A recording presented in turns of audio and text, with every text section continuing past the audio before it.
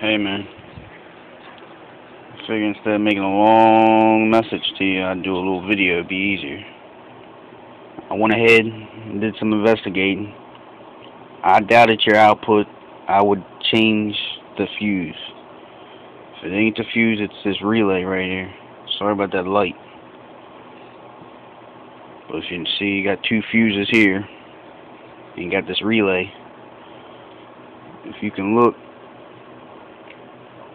you look on one side's for one speaker, one side's for the other speaker. And they run over to this fuse. One fuse is for one side, one fuse is for the other side. I took one out and I left one in. And I hooked it up. And the bars, it's working. So, and it don't matter if I change any of the speaker outs, A or B, it don't matter which one. It still works, even if they're on or off. So, it sounds like to me what happened was the fuse got blown. If your output shorted out, when it happened to me was, I was dicking around like I am right now, and I dropped flashlight here, and she touched down there and shorted it out, and immediately this fuse over here blew. And these blew too. And anytime I put a fuse in here, it would pop. So I took the output out. I took the one out that was shorted, and then I put fuses in it, all new fuses, and they didn't pop. It played. So I went ahead and got an output. Parts Express or MCM Electronics. If you go on a website, it's called NTE Electronics. They can actually take and you give them, you punch in that part number and they can convert it over for you. Here's the place right there. They sell all kinds of stuff.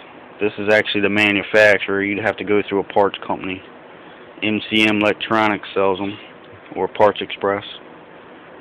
You can go on Parts Express website and you can take the number off of the output and have them, all the part numbers changed. It's not like you're going to get the same part number that you got now. And if it's original, it's probably Toshiba written on them. So, put on the output. Here, I'll show you this output. This is from something else. There's a number on there. You just take and give them that number, and they'll cross-reference it over to the new part number. So it ain't that big of a deal, man. But I figure, I'd go ahead and shed a little light on there. I'm pretty sure that's what it is, man.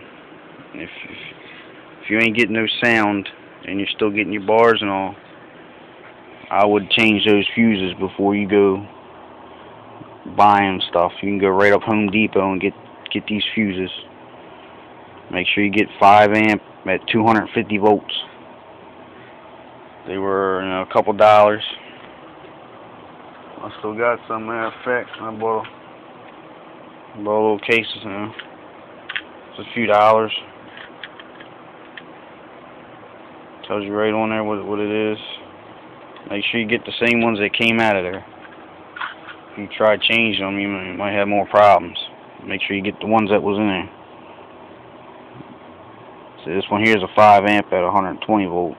125 volt, my bad. And this one's at 250 volt.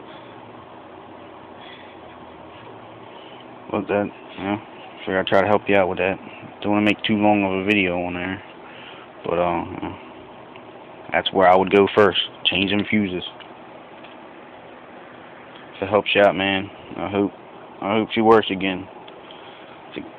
She's good, old classic. Can't have nothing like this ever again. They don't make nothing like this no more. Everything nowadays is trash, Spend all that money for something you just throw away and buy a new one.